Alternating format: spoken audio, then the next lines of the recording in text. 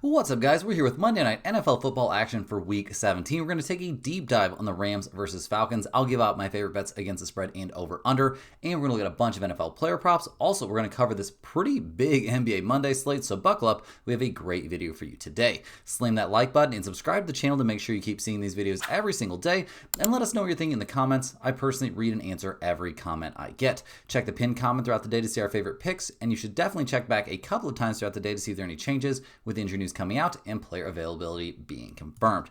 Yesterday, guys, was not the greatest Sunday for us of all time. Definitely some ups and downs. We did cash the Bengals -7 there right out of the gate. A massive day from Joe Burrow, massive stuff there from Chase Brown. Overall, just a very, very dominant performance there from Cincinnati. They were playing at home. The Cardinals haven't looked very good. That Cardinals defense has been atrocious, and Arizona was super banged up, so taking the Bengals seemed like a no-brainer, and that one came through very, very comfortably. Now, we did unfortunately brick our overplay there on that Tampa Bay Miami game. Should have just went with Miami in the points, which was our other lean there, because A-Chain had a very nice day, 83 rushing yards, in addition to other stuff. Baker did put up 346 passing yards there on Miami, but none of that was enough to get us to our over, but Miami does win that game 20-17. So unfortunately, should have been on the side instead of the over-under in that one.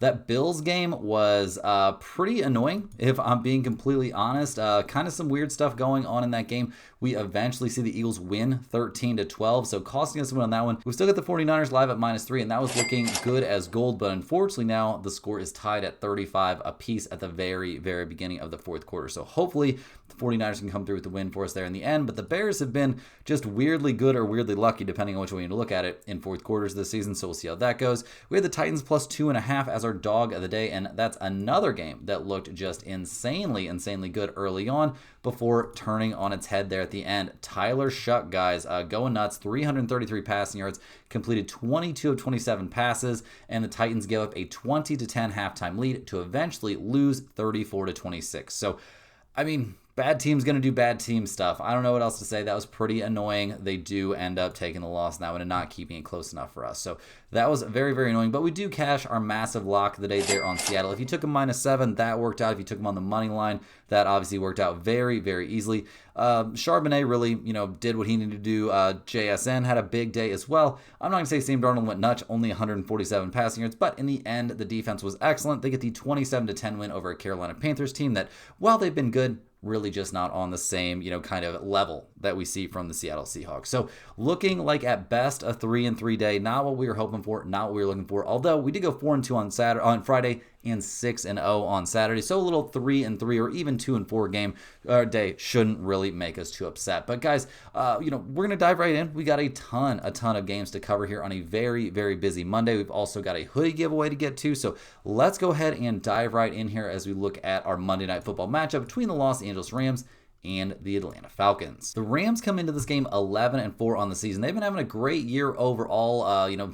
That being said, they're currently in third place in the NFC West, which is pretty freaking wild, but they've been amazing. They are coming off a wild, absolutely insane 38-37 overtime loss there to the Seahawks. Some pretty sketchy calls went against the Rams in that game, so we'll see if they bounce back out there for a little vengeance in this one. That would make an awful lot of sense to me. Honestly, the Rams played amazing on offense in that game. Stafford had 457 passing yards and 3 passing touchdowns, all without getting picked off or sacked. The running game looked great. Corum and Kyron Williams both putting up excellent numbers on the ground. Puka Nacua put up 225 receiving yards. Just absolutely crazy stuff on offense. On defense, they did give up 38 points in the end, but also picked off Darnold twice, sacked him 4 times. The problem was they couldn't stop the run in that game, and they didn't really have any great answers there for Kenneth Walker III, whether we're talking about the passing game or the running game. So not a great day for the Rams defensively, which isn't the norm. Usually they're a pretty good defensive team. Over the course of the season, they're 6th in the NFL, giving up only 19.9 points per game. So, not too bad. They're going to be taking on a Falcons team that's not exactly amazing here, so we'll see how that goes. The injury report here from the Rams is why this line is the way it is. Devontae Adams, once again, listed as doubtful for this game. I'd be a little bit surprised to see the Rams pressuring him to play here. We do see Jackson there at left tackle. He could potentially miss this game. He's listed as questionable. And Dotson, guys, he's going to be out there at right guard. So not 100% there on the offensive line for the Rams, which is obviously a concern. Stafford, not somebody you want having to move around a ton, but it's not a ton of crazy amount of injuries here for the offensive line. Now on defense, they are pretty healthy. We do see their starting defensive end on the left side there, Braden Fiske. He is questionable for this game, but other than that, the defense is rested, healthy, and ready to go. So that should be a pretty big deal here. It's been a very good defense over the course of the year, and they're in a bounce back spot as they head to Atlanta to take on the Falcons, who at 6-9 on the year. Really not killing it. Obviously, they're currently in third place in the NFC South. Not exactly a super tough place to be playing your football games. They have won 2 in a row though. They beat the Buccaneers by 1 point there in Tampa Bay, and they're coming off a 26-19 win in Arizona. So I mean, they'll take those wins. Kirk Cousins especially will take them, trying to make the case he deserves to be an NFL quarterback next year. I mean, I have my doubts. We'll see. He, against the Cardinals, keep in mind, a pretty terrible Cardinals team, completed 21 of 35 passes for 197 yards, 2 touchdowns, and 1 interception. He was sacked once. I mean, he was fine out there against a bad defense. We really liked what we saw from Algier and Robinson. They were really the motors that made this thing work. Totaling, 151 or something like that, rushing yards on 32 carries. So very, very good work there in the running game. Kirk Cousins actually vulturing the lone rushing touchdown in that game. Robinson was also very, very active in the receiving game. Kyle Pitts Sr. had a good day. Drake London came back and didn't look amazing. He's somebody that's going to be looked at here on the injury report as well. So definitely keep that in mind. This Falcons offense, Kirk Cousins at the helm, doesn't really feel that scary to me. They're going to be leaning on their defense to have a good day again. I mean, they gave up only 19 points against the Cardinals. That's solid. They, came with a couple sacks there against Brissett, picked him off once, slowed down but did not stop the Arizona running attack, and the Arizona running attack is nothing compared to what the Rams can do in the ground game if they want to. So that is a big concern here.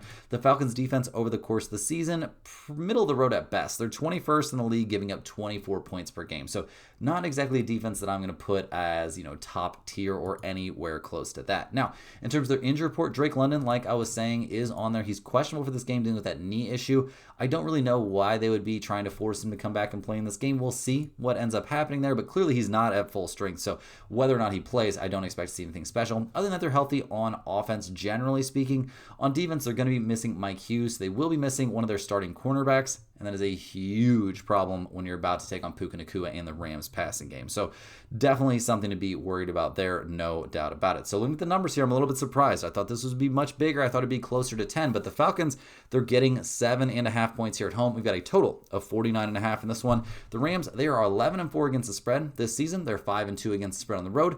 They are 8-7 to the over and 6-1 to the over on the road.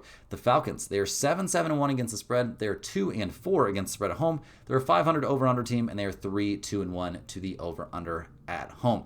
In terms of a total for this game, guys, I'm going to be leaning just a hair towards the under. I think both teams are going to run the ball a lot in this game just because they can, or in the case of the Falcons, because they have to try at least. So we'll see how that goes. That, kind of makes me think under a big number like this, 49.5. Seems relatively reasonable. In terms of the side, though, this is by far our better lean, guys. We'll definitely be slamming it here on the Rams, -7.5. It's going to be a fast indoor game here in December. That makes us love the Rams. McVay in December is always insane. They're coming off a loss as well, so that's a massive bounce back spot. McVay in his career coming off a loss is 32-19 against the spread. The best record for any head coach since he entered the league. He's also 8-4 against the spread coming off a loss when he's playing in a night game in that next game. So we're definitely going to be slamming it in the Rams on this one. I think they win this game in a blowout. We've also got a few player props that we like for this game as well. And I'll take Blake Corum over 44.5 rushing yards at -112. He's been over this number in 4 straight games. I fully expect to see him get plenty of work here in a game where I expect the Rams to grab the lead and just grind things out down the stretch with that running game. I also don't hate Kyren Williams over 63.5 rushing yards at -112. Feels weird to be taking both Rams backs to go over on rushing yards, but I do think both will get a good amount of carries with the Atlanta defense not being necessarily amazing against the run. I think there's plenty of reason to take both to get to their over in this game. Sticking with the Rams here, a touchdown prop I like. I'll take Puka Nacua to get a touchdown. It feels a little bit chalky, but I do think there's a good chance he finds the end zone here. Even if the Rams do end up running it a lot, getting Nacua a touchdown would be a good way to keep him in a good mood, even if he doesn't end up with some crazy amount of receiving yards in this game if they are running the ball a lot. On the Falcons side, I'll take Robinson over 75.5 rushing yards at -115. Hear me out here, guys. Even in their blowout loss to the Seahawks, Robinson had 20 carries for 86 yards. Seems like Atlanta's going to run the rock one way or the other, and Robinson always seems to find some success regardless. I also think there's a good chance he finds the end zone in this game. If Atlanta finds the end zone at all, I'll take him to score a touchdown here. He found the end zone in 3 of his last 5 games. He's the best offensive option there for the Falcons, especially with Drake London either significantly, injured or flat out missing this game. Seems reasonable that he could find the end zone in this one. Last but not least, I do like Colby Parkinson under 33.5 receiving yards here at -114. He's been under this number in 3 of his last 5 games. I expect him to have a mediocre day in this one in a matchup where I think the Rams are going to run the ball a good amount. He only caught 2 out of 4 targets last week in an overtime game. I just don't see the Rams or Stafford going to him a ton in this one. Hey guys, hopping here with a quick shout out to the sponsor of today and every day's video, and that is StumpTheSpread.com. Click the link in the description to go over there and see the top confidence picks from our entire team of experienced cappers. Right now, our premium members are getting daily NBA, NHL, UFC, NFL, college football, and college basketball picks. We're on an extremely hot run over there on the college football side. Bowl season's going great. Over our last 6 premium picks on college football, we are 5-0-1. So that is a straight up 5-0 streak over there on the college football side. Definitely very solid stuff. Coming off a bit of a rough Sunday out there. Some, tough news there after posting some premium picks on the Raiders early in the week that they were going to be pretty aggressively tanking things out, but did hit a huge plus 1,000 play on Bryce Young to get into the end zone. The Colts came through, got a couple things cooking still in the NHL streets and the NBA streets, so we'll see if we can reel it back a little bit, but obviously not a great day on the NFL side, but college football's been cooking. College basketball was only a half point away from having a profitable day in this one as well here on Sunday, and we're just getting back into the swing of things after the college basketball Christmas break. So things definitely cooking. It's a great time to get in the mix over there at StumpTheSpread.com as a premium member. Tons and tons of work goes into those picks every single day. We've got a team of experienced cappers covering every single major sport, so it's a fantastic time to get the most bang for your buck to jump in now when there are so many major sports going on at the same time. Also, you got to go over there to StumpTheSpread.com and check out all the free stuff we offer. Make sure you're getting in on that free email list. Cashed a bunch of NFL touchdown props this week. Definitely want to be checking in on those. Those come out in the emails all the time throughout the week and on Sundays specifically. Tons of free picks in there every single week as well, or every single day as well. College basketball is often covered. NBA's in there, NFL, college football, all kinds of good stuff. Any of the sports that we cover on the main site could potentially be covered in those emails. Those are separate picks from what you see from me here every single day in the videos as well. So plenty of new information, also parlays, all kinds of player props and stuff like that are included in those emails. So definitely make sure you're getting on that email list. It's very easy to sign up. Just go to StumpTheSpread.com, sign up for a free account. They're just going to ask you for your name and your email address. That's it. You'll get one email straight to your inbox, loaded with great information every single day. Also, if you're a huge fan of what you're seeing from me here every single day, click that little join button right below the video to sign up for a YouTube channel membership. YouTube channel members get early access to all of our videos, get their name up on screen in every single video, but maybe the coolest part of being a YouTube channel member are these giveaways, guys. We give away a Stump the Spread hoodie to one random channel member here every single week. The way it works here, guys, is we put this big wheel up on the video like you can see right now. We click this button in the middle, and on this wheel, there are names of all of our YouTube channel members. Whoever it lands on is going to get a free hoodie this week, and it looks like this week's winner is going to be... Oh, it's going to be Jesse Robles. Jesse Robles, let us know down there in the comments that you see that you won the giveaway. We'll get that hoodie printed up and out to you as soon as possible. It can be to you in as little as 7 days. Maybe that's 7 business days, but it could just be 7 days in general. So definitely make sure you're letting us know down there in the comments so we can make sure that you get this hoodie as quick as possible. And guys, if you're interested in purchasing a Stump the Spread hoodie, they are for sale over there at StumpTheSpread.com. Just click the shop tab and it'll walk you through the process. We're offering free shipping on those hoodies right now as well, so it's a great time to get one. Also, we've got some sort of crazy polar vortex or crazy cold weather sweeping the Midwest right now, so definitely not a bad time to get yourself a Stump the Spread hoodie. But let's go ahead and dive back in here, guys. We've got a full NBA slate still to cover, so let's hop over and look at that. First up on this NBA slate, we're looking at the showdown between the Milwaukee Bucks and the suddenly kind of red hot Charlotte Hornets. The Bucks come into this game 13-19 on the season, fresh off some kind of crazy controversy there. Giannis,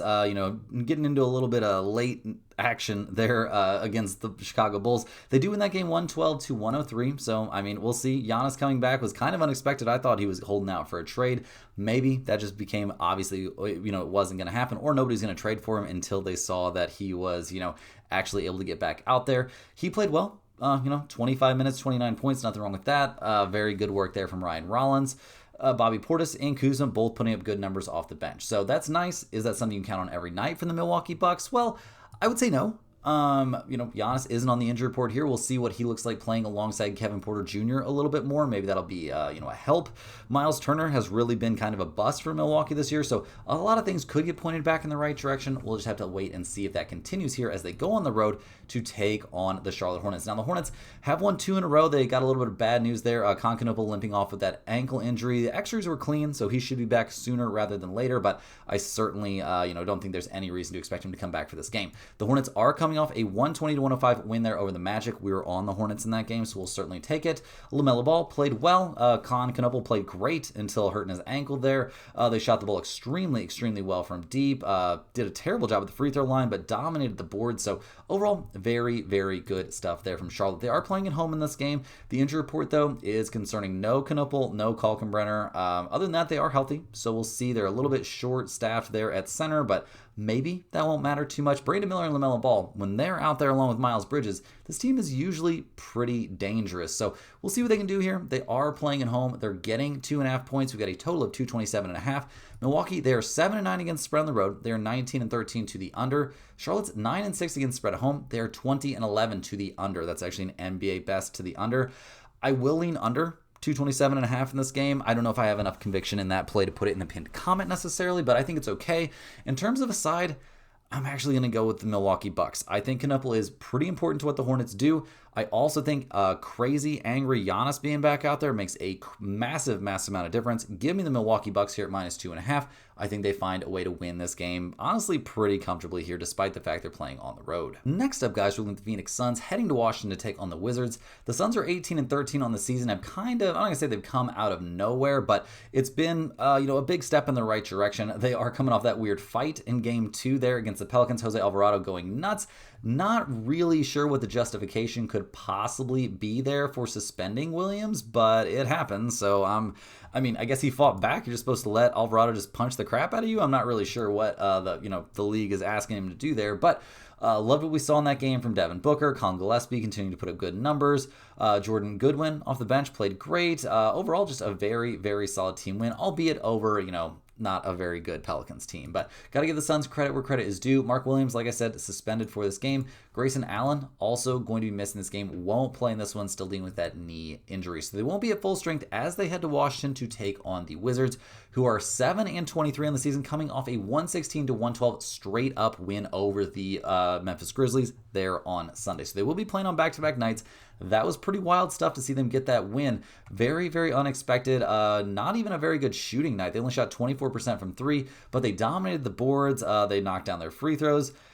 Just a very good team win for the Wizards. Not something we've said very many times this year. The Grizzlies played okay. They also had a bad shooting night. So yeah, just not a great day out there for anybody but the Wizards. So they'll definitely take it. They come into this game with Kaishan George and Corey Kispert both being on the injury report. We'll see if they officially don't play in this game. That's not officially listed as of yet. Now, the Wizards are getting 10.5 points here at home. We've got a total of 235.5. Phoenix, they're 10-6 against the spread on the road. They're 17-14 to the under. Washington, they are 5-8 against spread at home, 17-12 to the over, and they are 2-2 against spread on no rest. This is also a Wizards team that's not very good against the spread, coming off of a win, or they weren't. I guess they've kind of turned that around a little bit recently, but I still like the Suns here -10.5. It's a pretty big number to ask Phoenix to cover, but I just don't trust the Wizards here coming off a win or playing on back-to-back nights. I think they're going to be tired. They know they're tanking this season out. Give me the Suns here -10.5. Next up, guys, we're looking at the Golden State Warriors heading to Brooklyn to take on the Nets. The Warriors are a 500 team, and it looks like that just might be the reality for them this season. They're fresh off a 141-127 loss there at Toronto. I believe that was an afternoon game there on Sunday, so the Warriors will be playing on no rest. Steph goes off for 39 points in a loss, and they lose this game in overtime too. Crazy stuff, to be honest. Jimmy Butler, 19 points, pretty inefficient shooting numbers. Draymond, one of his best offensive games of the season, made a 4 out of 8 from 3, 8 out of 14 from the field, had 21 points, but was a -2. Steph, 39 points, very efficient shooting numbers, made all of his free throws. The bench was horrendous. Podziemski scored 13 points and was a -23. Will Richard scored 10 points and was a -15 and played 35 minutes. I just don't have a lot of great things to say about this Warriors team right now. They're just not very good. They got dominated on the glass in this game, and just didn't have any answers out there for really any of the length and athleticism that the Raptors have on their roster. So bad day there for the Warriors. They come into this one obviously without a fully updated injury report. I would guess there's a pretty decent chance that Melton could play here in the second half of a back-to-back, but other than that, we really don't know who's going to be out there. I would say Jimmy Butler and Draymond Green both might be potential, guys to miss this game. We'll just have to wait and see as they head to Brooklyn to take on the Nets, who are 10-19 on the season, but have won 3 straight games, including taking down the Timberwolves 123-107 their last time out. That was pretty wild. A very low effort game there for Minnesota. Cam Thomas putting up a 30-piece.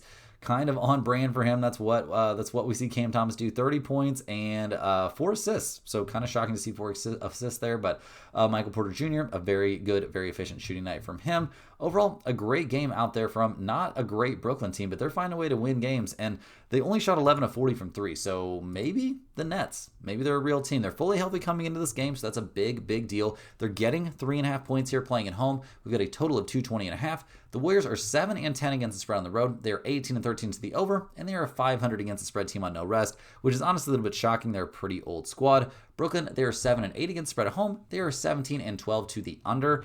Guys, in this one, I'm taking the Nets, getting 3.5 points. I have no reason to back the Warriors right now. They have no answers for defending guys like Michael Porter Jr. or Cam Thomas at the moment. So, yeah, I think we see the Brooklyn Nets keep this to a 1-possession game or just win it straight up here against the Warriors. Rolling right along, guys, we're looking at the Denver Nuggets heading to Miami to take on the Heat. The Nuggets are 22-9 on the season. They're coming off that 1-point loss there against the Magic. That was pretty wild stuff. They had that massive win against the Timberwolves and then laid an egg. So I guess you really got to play the letdown spots here in the NBA these days. But Jokic put up an insane night as usual. 34 points, 21 boards, and 12 assists. Nuts. Absolutely nuts. Our projection on that one that no one would be able to guard Jokic was correct. Just the Nuggets didn't really guard anyone in that game. Also, a pretty inefficient shooting night there from Jamal Murray. They do make 38% of their threes, in the end, but Jokic can only do so much. The bench was just terrible in that game. So we'll see if they've got a bounce back in them here. Obviously, coming off a 1-point loss, can't feel great. They are fully healthy and ready to go here with, the major exceptions. No Aaron Gordon, no Christian Brown. That makes a pretty big deal for this team. So definitely some guys in the starting lineup here that you wouldn't necessarily expect. Also, no Cameron Johnson. That doesn't help either. So we'll see what they can do here on the road against the Miami Heat, who are 17-15 on the season. They're coming off back-to-back wins, but beating the Hawks and the Pacers is not exactly the same as beating the Denver Nuggets. So we'll see what they can do. They're coming off that monster blowout game there against the Pacers. Jaime Jaquez Jr. actually led the team with 28 points. We liked what we saw from Wiggins. He played great, 28 points on great shooting numbers. Kel Ware balled out. He played great. Norman Powell shot the ball well. Pele Larson was back out there. He played well. Jaime Jaquez Jr. 28 off the bench. Nikola Jovic 19 points off the bench in 25 minutes. So a great day there. Do they have what it takes to run it back here against a much better team? We'll have to see. Tyler Hero does seem like he's going to stay sidelined for this team, and they've kind of been better without him, so we'll see. Still no timetable for his return. Bam is on the injury report for this one. He's currently probable with that back issue. They will definitely want to be able to throw him out there at at Nikola Jokic. So we'll see in this game. The Heat are getting 2.5 points. We've got a total of 244.5. Denver's 9-7 against spread on the road. They're 21-10 to the over. That's an NBA best to the over. Miami's 9-7 against spread at home. They're 17-15 to the under. This is a spot I'm definitely thinking about backing the Denver Nuggets here at -2.5. I've liked a lot of what I've seen from the Heat, but going up against a premier Western Conference team, even if they're not at full strength, I kind of expect them to have some issues here. The last time they faced a team from the West was against the Kings. They lost that game. They also lost to the Mavericks. They did beat the Clippers, but the last time they played even semi-decent Western Conference team, they did beat the Warriors, I guess. But overall, I'll definitely take the Nuggets here at -2.5. Next up, guys, we're looking at the Orlando Magic going on the road to take on the Toronto Raptors. The Magic are 18-14 on the season. They're coming off that crazy 1-point win there over the Nuggets. So they'll take that. This is a team that's been very much slowed down by injuries. They basically just rode a massive Anthony Black day, 38 points in 30 minutes from him to that win. Desmond Bane was also good. Paolo Banchero continuing to take a massive back seat for this team. 6 boards, 6 assists, 3 turnovers, 12 points in 36 minutes. Kind of crazy. We'll see. We'll see what goes on down the stretch with that. We'll see what happens when they get Franz Wagner back and all that. Having Tristan da Silva back out there was a huge deal. His shooting is desperately needed, and his bench production is also desperately needed. That all being said, they got crushed on the boards in this game, so that is a bit of a concern in this one as well. They will be without Jalen Suggs for this game. He will still not be back, still dealing with that hip issue. He's doubtful. I would be flabbergasted to see him play in this game. They're also missing, Franz Wagner. We'll see when he comes back. No real, timeline for his return.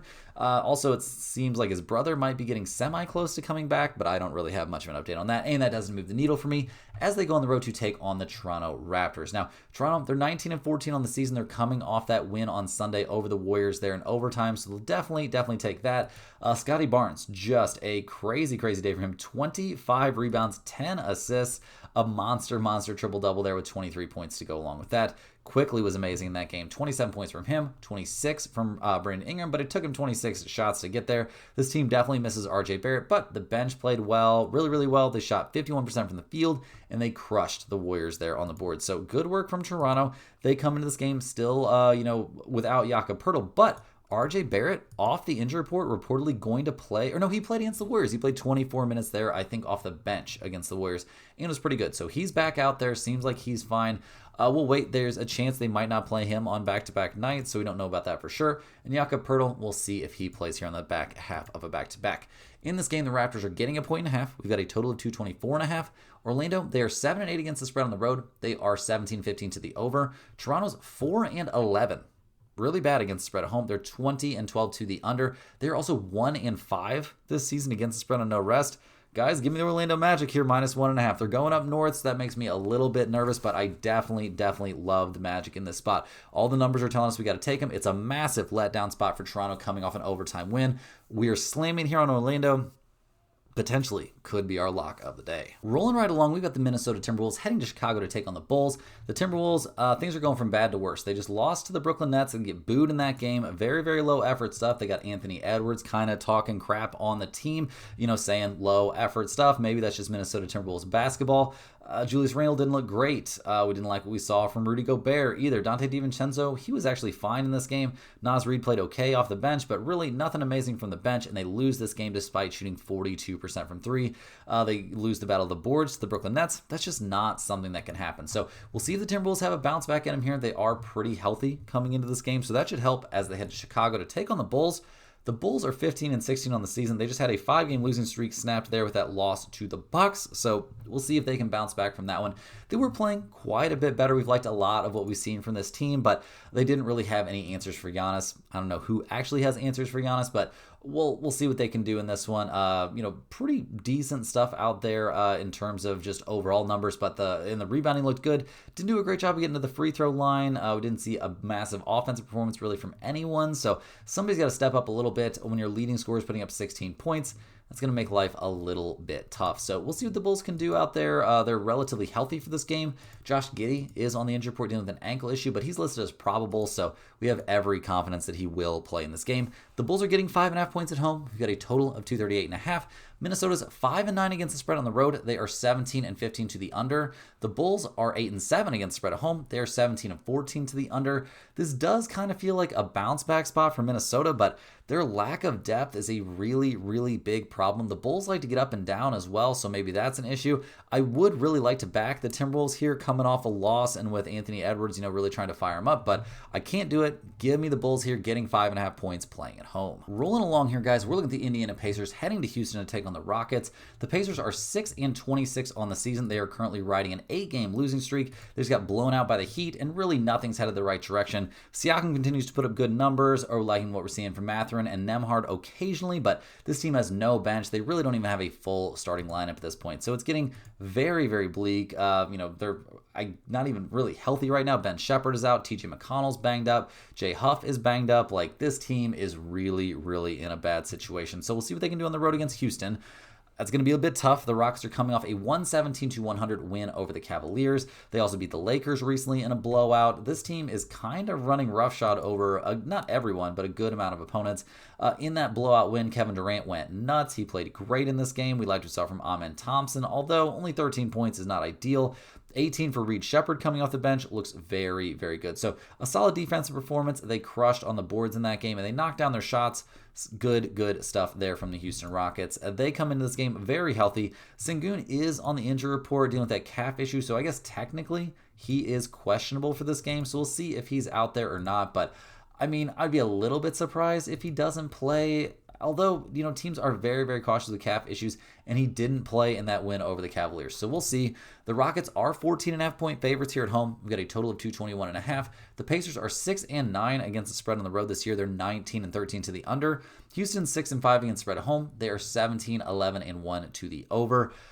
This is kind of a clash in styles of play. I don't think I have what it takes to take the Rockets minus 14.5 or really the Pacers plus 14.5. So we'll give you a tiny, tiny lean here and take the Pacers and the points, but this game is definitely going to be a stay away spot for me. Rapid fire through these games. We're looking at the New York Knicks going to New Orleans to take on the Pelicans. The Knicks have won 2 in a row. Since that loss against the Timberwolves, they've turned things back around. A 2-point win against Cleveland and then a 3-point win against the Hawks. So they're not exactly blowing opponents out like we saw from Cat and Jalen Brunson in that win over Atlanta, but guys, it was certainly not an easy one. I mean, OG Anunoby didn't shoot the ball particularly well. As a team, they shot 35% from 3, which isn't the end of the world, but they dominated the boards in this game, and that was enough in the end for them to get the win, with their superstars really showing up and playing great. Bench production continues to be a huge issue. We didn't love what we saw in terms of shooting the ball from Jordan Clarkson in that game or from Tyler Kolek. Both were very, very cold. So potential bounce back game for them, I suppose. The injury report here still, we got Josh Hart and Miles McBride and Mitchell Robinson on there. So this will definitely not be the full strength Knicks. Josh Hart, ankle issue, will not play during this 3-game road trip. So, he's not going to be out there. Miles McBride still dealing with that ankle issue. He's technically questionable, but I'd be a little bit surprised to see him come back. And, Mitchell Robinson, left ankle injury management there. He will not play in this game in New Orleans. So we'll see what the Knicks can put together against the Pelicans, who now lost 3 in a row, a competitive loss against the 2 competitive losses against the Suns, and a blowout loss there against Cleveland over their last 3. Pelicans wasted a pretty good day there from Trey Murphy III. Also good stuff from Derek Queen. Zion coming off the bench seems like it's working, and limiting his minutes has kept him, generally speaking, from getting so banged up, but none of that was enough in this game. So the Pelicans have had a bit of a rough time. Obviously, they're not going to have Jose Alvarado. That doesn't really worry me too much. Herb Jones is also out, but Zion's healthy and ready to go. Sadiq Bey has been playing well. Jordan Poole being in the lineup definitely helps also. So looking at the numbers, the Pelicans are getting 9.5 points here against the shorthanded Knicks. We've got a total of 241.5. The Knicks are only 3-10 against the spread on the road this season. That's an NBA worst. They're 18-14 to the over. New Orleans 12-7-1 against spread at home. They're 19-14 to the over. Maybe you could take the over, but better than that, guys. I really like the Pelicans plus 9.5. This is likely to be our dog of the day. Could they have some issues defending Karl Anthony Towns? Maybe, but I don't think it's going to matter. I think it's going to be a high-scoring game. I think the Pelicans are going to get it close enough here to get the cover for us. And the dog of the day is probably on the table in this one. Next on the docket, we're looking at the Atlanta Hawks going on the road to take on the Oklahoma City Thunder. The Hawks come into this game 15-18 on the season, but they've lost, 6 in a row now, coming off that 3-point loss there against the Knicks. I guess the good news is that Porzingis will be back soon, but I don't know if that's really going to be enough to move the needle for me. He won't be back in this game, so that's definitely a problem. In that loss to the Knicks, Okongwu had a big day out there. He played really, really well. But Jalen Johnson, I don't know. I'm not even going to say too much bad about him. But Trae Young, a terrible performance. He looked really, really bad out there. Nickeil Alexander-Walker had a massive game. So really, this loss kind of falls at the feet of Trae Young. Now, the injury report here for Atlanta, Trae Young is on there. Jalen Johnson, he's listed as out for this game. Yeah, will not play due to an illness. That's pretty crazy. Trae Young on there as well. He's questionable due to right quad contusion. So we'll see who the Hawks even have here as they head to Oklahoma City to take on the Thunder, who are 27-5. They're coming off a big 129-104 win over the 76ers. Pretty much everything they needed to go their way went their way in that one. Chet actually led the team with 29 points. SG had 27 very efficient points. And, up and down the lineup, guys were chipping in. It was a pretty, typical Oklahoma City Thunder game. They put it away kind of early. And they will be playing on no rest here. So we'll see, if we have guys like Hartenstein or Mitchell back for this one. But the Thunder are massive favorites here. They're 15.5-point favorites at home. We've got a total of 236.5. Atlanta's 10-7 against spread on the road. They are 19-14 to the over. The Thunder are 9-6 against spread at home. They're 16-15 to the under. They're only 1-4 against spread on no rest this year. So I will be leaning towards the Hawks here at plus 15.5, but with no Jalen Johnson, I don't think I can put this in the pinned comment. Rounding into the home stretch here, guys, we got the first of our 2 Peacock games for the night. We're looking at the Cleveland Cavaliers headed to San Antonio to take on the Spurs. The Cavaliers have lost their last 2 in a row, falling to the Rockets and Knicks. It's been a little bit of a tough season for Cleveland overall. In that loss against the Rockets, just couldn't get anything heading in the right direction. Also had no answers there for Kevin Durant. In that game, Donovan Mitchell, only 16 points on 17 shots. Darius Garland, 12 points on 9 shots. Jalen Tyson actually was the best player on the floor in this game for the Cavaliers, which is absolutely insane to say. So we'll see if they've got a bounce back in them. They are healthy coming into this game, so maybe that'll help, but that does not save them, generally speaking, this season. Now, their opponent here, the San Antonio Spurs, they're in a bounce back spot coming off a 127-114 loss there against Utah. Not something you normally see for San Antonio. They weren't quite at full strength for that game, if I remember correctly. Yeah, no Fox in that game. Keldon Johnson played great, though. Wemby put up 32 points being back in the starting lineup, but none of that was enough in the end. So definitely a bounce back situation here for the Spurs. Fox is questionable for this game. He's still dealing with that abductor issue, so we'll see if he plays or not, but everybody else is healthy and ready to go. If Fox being out means more Dylan Harper minutes, more Stephon Castle minutes, I'm not going to cry too much. Now the Spurs, they're 4.5-point favorites here at home. We've got a total of 241.5. Cleveland's 5-9 against the spread on the road. They are 17-16 to the under. The Spurs are 9-4-1 against spread at home. They're a 500 over/under team. I definitely think you want to take a hard look here at the Spurs at -4.5. I think they're in excellent shape in this game, whether or not De'Aaron Fox plays. And you can just jump on this now. And if Fox comes back, this line's going to move a little bit. So you could take advantage there. So definitely give me the Spurs here at -4.5 over a struggling Cleveland Cavaliers squad. Last but not least, guys, we've got the Dallas Mavericks going on the road to take on the Portland Trail Blazers. This is our last game of the night, and it's our last Amazon Peacock game of the night. Now, the Mavericks, they've now lost 2 in a row, losing 113-107 there against the Sacramento Kings. And these, losses are kind of exactly coinciding with Anthony Davis once again going down with an injury. The injuries to Anthony Davis just really, really bring home the fact of that Luka Doncic trade just being the dumbest thing that's maybe ever happened. Cooper Flag continues to play great. We're liking what we're seeing from PJ Washington. Gafford being back out there and looking healthy and usable is awesome. Clay shooting the ball much, much better. But guys, it just has not been enough for them to find wins when they don't have Anthony Davis. And looking at the injury report, Anthony Davis, shocker of the year, is on there. He's dealing with that abductor issue. He's officially questionable for this game. We'll see if he comes back and plays. I would kind of tend to doubt it. So we'll see what happens. They're going on the road to take on the Blazers. Portland, they're coming off a 114-108 win over the Boston Celtics there yesterday. Shadon Sharp, a great 26-point performance, a good shooting night from deep for him as well. So that was great. They did give up 37 points to Jaylen Brown, but overall, a very, very good day out there for Portland. They struggled at the free throw line, though, and didn't shoot the lights out from 3 and still got the win. So that's one of those wins you really, really love to see. What Portland can do playing at home here on back-to-back nights in this one. Jeremy Grant and Robert Williams missed that game. Jeremy Grant, we'll see if he comes back from that Achilles issue to play in this game. Maybe he was just sitting out the front half of a back-to-back. Robert Williams, he's dealing with injury management. We definitely expect to see him available for this game. So they should be pretty healthy here. They are playing at home in this game. They're 1.5-point favorites. We've got a total of 236.5. Dallas, they're only 5-9 against spread on the road. They're 18-15 to the under. Portland, they're a 500 against spread team at home. They're 18-13 to the under. But guys, they are 4-1 against the spread on no rest. So we will be siding here with the Blazers at least a little bit. Definitely need a little bit more injury news, like if Jeremy Grant's actually going to play. That would definitely help, but certainly think this is a good spot to back Portland. Guys, that's all the games we have here for today. Hit that like button for good luck on all of your bets, and subscribe to the channel if you're new around here. Let me know in the comments any questions you have on today's slate. I'm more than happy to get back to you. I appreciate everybody watching these videos. Make sure you're clicking the link in the description or just getting over to stumpthespread.com one way or the other.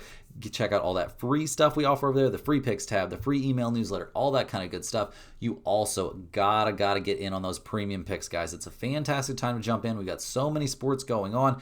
It is time to strike while the iron is hot. So definitely get in on that. And guys, we'll see you right back here tomorrow, same time, same place, for more sports betting action.